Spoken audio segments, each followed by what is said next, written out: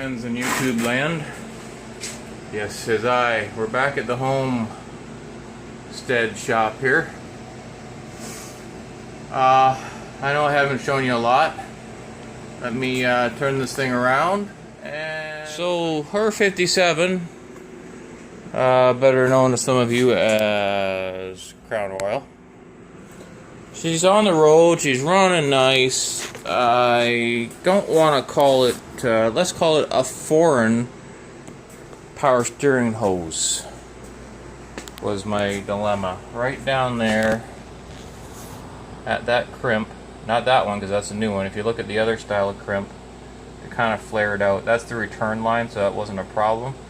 But on the pressure side, that flare was leaking. Right, how can I point it out to you? Right at the flare. This is what the hydraulic shop did for me at a last minute ditch. They cut the fitting and TIG welded it to a JIC fitting so that they could replace the hose with regular hydraulic fittings. So I put that on, I think it was last night or the day before, but I still had a leak. I'm going to show you. But it turns out it was the 1-inch boss nut going into the pump has a couple of O-rings. Now, of course, I don't have any O-rings at home, but I did have another GM pump, which I robbed the O-rings out of. Don't know yet, haven't fired it up. All I'm doing now is playing recovery, because tomorrow we need to drive this 2 hours on the highway to get to our vacation location. But this thing here, mind you, it is a great little setup, just does not have a very big spout. I'm trying to add transmission fluid 1 liter at a time, and it's taking forever.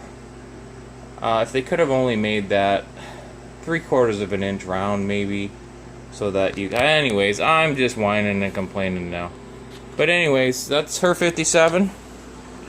I'm going to throw some clips together. We took it to a car show last weekend. Great show in Amherstburg. A lot of people turned out. A lot of the guys who I've done their cars. Done quite a few cars in the last little while. But I just thought I'd throw this in here for you so you can get a look at her 57 before we head out on the highway. I will take a bunch of pictures while I'm on vacation. I'm on Facebook all the time and Instagram. If you care to look me up, just Bruce Riddell, nothing fancy. Nothing's a secret. It's all wide open. You can stalk me if you'd like. So, for you guys on YouTube, you know what you haven't seen yet? Dakota Digital came out with a retro style gauges. If you look at my gauges there, they look pretty cool. But check this out. When you turn them on, digital. And she lights up purple, even the clock. So any of you guys with 57s out there that want to check these out, go online, see Dakota Digital. You can change the color of the display. I've got it miles per hour, and I've got the digital portion of it in kilometers per hour.